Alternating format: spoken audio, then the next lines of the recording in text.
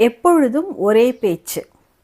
கடம்பூர் என்ற சிற்றூரில் ஆளவந்தார் என்பவர் கால்நடை மருத்துவராக பொறுப்பேற்றார்.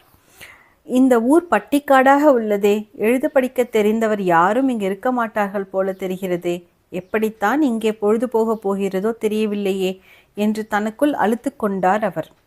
ஊரை சுற்றி பார்த்துவிட்டு வரலாம், தான் வந்திருப்பதை ஊர் மக்களுக்கு தெரியப்படுத்தலாம் என்று புறப்பட்டார். ஒரு வீட்டு திண்ணையில் பெரியவர் ஒருவர் அமர்ந்திருந்தார்.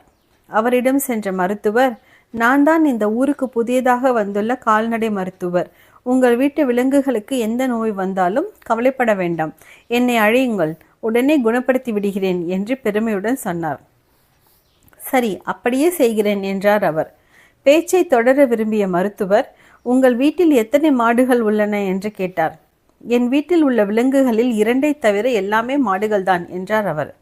எண்ணிக்கையை சொல்லாமல் இப்படி மொட்டையாக சொல்கிறாரே, மற்ற விலங்குகளின் எண்ணிக்கையை கேட்கிறேன், பிறகு நான் யார் என்பதை இவருக்கு காட்டுகிறேன் என்று தனக்குள் நினைத்து கொண்டார். எத்தனை மாடுகள் என்று சொல்ல உங்களுக்கு விருப்பம் இல்லை, எத்தனை ஆடுகள் உள்ளன, அதன் எண்ணிக்கையாவது சொல்லுங்கள் என்றார். என் வீட்டில் உள்ள விலங்குகளில் 2ஐ தவிர எல்லாமே ஆடுகள்தான் என்றார் அவர். சொன்னதையே திரும்ப சொல்கிறாரே, இவருக்கு என்ன பைத்தியமா? மேலும் ஒரு கேள்வி கேட்போம் என்று நினைத்தார் மருத்துவர்.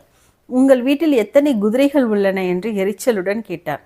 இப்பொழுதும் அவர், என் வீட்டில் உள்ள விலங்குகளில் 2ஐ தவிர எல்லாமே குதிரைகள்தான் என்றார். பேசினதையே திரும்ப திரும்ப பேசுகிறாரே, இவருக்கு உண்மையிலேயே பைத்தியம்தான் என்று புறப்பட்டார் மருத்துவர்.